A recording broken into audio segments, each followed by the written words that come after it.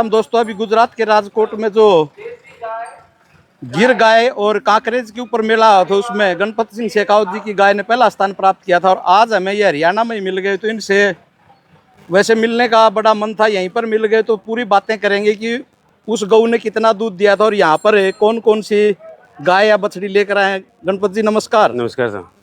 सबसे पहले वैसे तो आप अभी सोशल मीडिया पर वायरल हो, चर्चित, तो फिर भी हमारा कोई नया दर्शक हो तो मैंने इंट्रोडक्शन में बता दिया, लेकिन आप भी थोड़ा सा परिचय बता दीजिए प्लीज। मेरा नाम गणपत सिंह शेखावत है। हमारी डेयरी का नाम श्री हरि डेयरी फार्म, अजमेर राजस्थान। अजमेर राजस्थान में जी।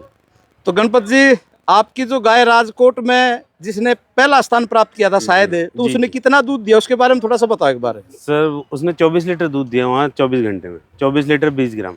अच्छा अच्छा। जी, वो प्रथम रही थी। और घर पर भी वैसी परफॉर्मेंस रहती है, कम सर, ज्यादा रहता है? अभी वहाँ से सीधी फिर जॉबनर आई थी। अच्छा अच्छा। कंपटीशन में वहाँ 26 किलो 140 ग्राम दूध देके वहाँ भी विजेता रही, सेकंड पोजीशन पे आई थी। और घर पे भी अभी लगभग 13 साढ़े 13 किलो दूध उसका तैयार है। तैयार आप है। कभी भी आके और उसकी मिल्किंग कर सकते हैं। हाँ हाँ, बिल्कुल आएंगे बिल्कुल आएंगे। तो जी। गणपत जी, आप यहाँ पर क्या लेकर आए हो? गऊ लेकर आए हो या बछड़ी, या वैसे घूमने जी, के लिए आए हो, वो थोड़ा सा ये बताइए। बछड़ी है, ये लाए थे। और वो गाय और ये गाय दोनों अच्छा अच्छा। हमारे मित्र हैं कुलदीप जी, उनकी है, तो ये साथ में बछड़ी ले आए और उनके साथ में है। अच्छा अच्छा। तो गणपत जी, कितने साल से आप ये देसी गाय के ऊपर काम कर रहे हो या पालन कर रहे हो? सर 2003 में ग्रेजुएशन होने के बाद में 2005 से मैं ये काम कर रहा हूँ। अच्छा अच्छा। 2005 में मैंने पहली एक गिर बछड़ी खरीदी थी। उसने भी मुझे इतना मान दिया कि लगभग 8 बार तो वो पुष्कर मेले में विजेता रही। और 3 बार बटाला, जो मुक्तसर, जो पंजाब सरकार के शो थे, वहाँ 3 बार मिल्किंग में फर्स्ट आई थी। अच्छा अच्छा। यूं है। तो उस एक बछड़ी से ही आपने शुरुआत जी, की? जी, जी। तो फिर वो बछड़ी नस्ल की लेके आए थे या उसमें आपने नस्ल सुधार करके धीरे धीरे आगे बढ़े, कैसे क्या सर किया? वो भी बछड़ी लाया था, और कुछ मेरे आसपास के गांव में क्या है सर, गुजरात से सरस डेयरी की तरफ से बुल आए थे। तो वो बुल हमारे गांव में आसपास के एरिया में थे, जो बहुत अच्छा उनकी बछड़ियां दूध पे आई। तो उसी से फिर हमारी ब्रीड में सुधार हुआ। जी। तो लोगों के लिए पूछना चाहता हूँ, क्योंकि युवा पशुपालक है, पहली बात तो पशुपालन में आना ही नहीं चाहते, दूसरा आना चाहते तो भैंस की तरफ ज्यादा दौड़ते हैं, और आपने गाय से, देसी गाय से, वो भी। जी जी।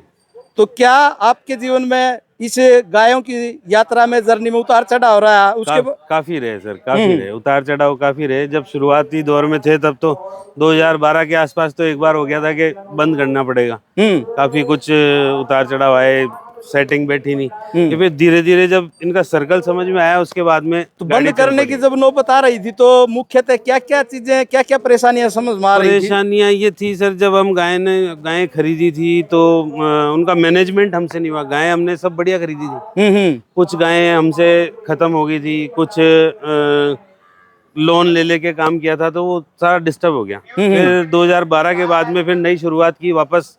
उस समय काफी कर्ज वर्ज भी था, वो सब उतारा। उसके बाद में डेयरी में वो हॉल वगैरह भी बनाया, अभी बिल्कुल सेटअप है। अच्छा अच्छा। बस एक पशुपालन में एक यही है कि अगर आप गायें रख रहे हैं तो आपका सर्कल चलना चाहिए। हर महीने 2 गायें ड्राई हो रही है, 2 ब्यारी है, 2 कंसीव हो रही है, तो वो एक बार आपका सर्कल चल गया तो आपको कोई ताकत फेल नहीं कर सकती। मैनेजमेंट आपका आपको आगे बढ़ाएगा जी। तो गणपत जी, एक कड़वा सवाल पूछ लेता हूँ, वैसे आप हमारे मेहमान हो, अभी हरियाणा में हो, लेकिन पूछ लेता हूँ। जी जी। गिर गाय के बारे में एक आम आदमी के दिमाग में धारणा है कि ये गुजरात वाली ज्यादा दूध की होती है। आप गुजरात में जाके राजस्थान, जो अजमेर वाले, जिनके बारे में आप बुरा मत मानना, क्योंकि कड़वी बात करना मेरे दिमाग में रहता भी है। लोग ये सोचते हैं कि अजमेर के आसपास जो गिर गाय है ज्यादा दूध की नहीं होती, और आप गुजरात में जाके जीत के आए, तो क्या कहना चाहोगे?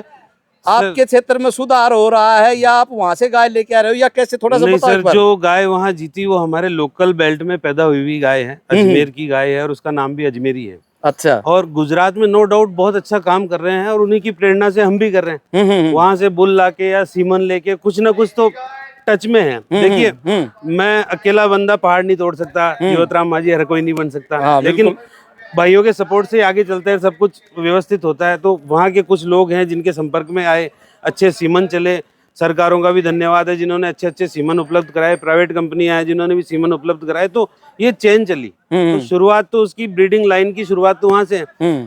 गुजरात जाने से मुझे ये बेनिफिट हुआ कि मुझे लाइन का पता चला, कि हम तो ये देखते थे कि साहब भाई साहब के पास अच्छा बुल है, इसकी बछड़ियां अच्छे बुल पे आ रही, दूध पे आ रही है, उससे क्रॉस करवा लो। हमने कभी किसी से नहीं पूछा ये कौन सी लाइन का है। तो हमारा माइनस पॉइंट यही रहा, अगर पीढ़ियां पीछे जोड़ेंगे तो वो कहीं ना कहीं गुजरात से ही मिलेगी। तो सुधार हुआ है, सुधार हो रहा है धीरे धीरे। और भी मेरे आसपास के एरिया में बहुत अच्छे अच्छे दूध की गायें हैं। कई लोगों की भ्रांतियां हैं, जैसे मैं निकल जाता हूँ किसी भी मेलों में, जान पहचान भी होती है, व्यवहार भी बनता है, इन कईयों की है नजर लग जाएगी, ऐसा हो जाएगा। तो मुझसे भी बढ़िया बढ़िया गायें हैं लोगों के पास, लेकिन वो प्रदर्शनी में लाते नहीं। ये समस्या है, बाकी गायें तो हर जगह हीरे हैं। मतलब आम गोपालक की इस बात से डरता है कि नजर पकड़ जाएगी। कल एक बाबूजी आए थे मेरे पास कि यहाँ से मेरा 1 किलोमीटर ही फार्म है, मेरे 12 लीटर भैंस घर पे दूध दे रही है, मैं आप यहाँ क्यों नहीं लाए? नहीं, नजर लग जाए। तो ऐसे हीरे बहुत हैं। ये तो हीरों की खान है भारत। तो आपके अनुभव के हिसाब से नजर होती नहीं? सर मैं इन चीजों में मानते नहीं आप? और जो मानेंगे वो जितना गहराई में जाएंगे फिर तो वो फिर हाँ, नजर का ऐसा ही जो मानता है उसको आप समझा नहीं सकते। और फिर उनके दिमाग में कहीं ना कहीं वो स्ट्राइक करती है बातें। जी। तो गणपत जी आपका बहुत बहुत धन्यवाद, जो आपने अपना इतना कीमती समय दिया। और मैं विशेष रूप से आपका धन्यवाद करना चाहूँगा, क्योंकि मुझे अजमेर आना पड़ता आपकी वीडियो कवर करने के लिए, बड़ी मन से इच्छा थी। जी जी। तो दोस्तों, ये वीडियो आपको कैसी लगी कमेंट करके जरूर बताएगा। और जो भाई बहन पहली बार इस चैनल की वीडियो देख रहे हैं, सब्सक्राइब कर लें ताकि आने वाली वीडियो का नोटिफिकेशन आप तक पहुँचता रहे। अपनी वाणी को विराम देता हूँ। धन्यवाद। जय हिंद, जय जवान, जय किसान। शेखावत साहब आपका बहुत बहुत धन्यवाद। धन्यवाद साहब।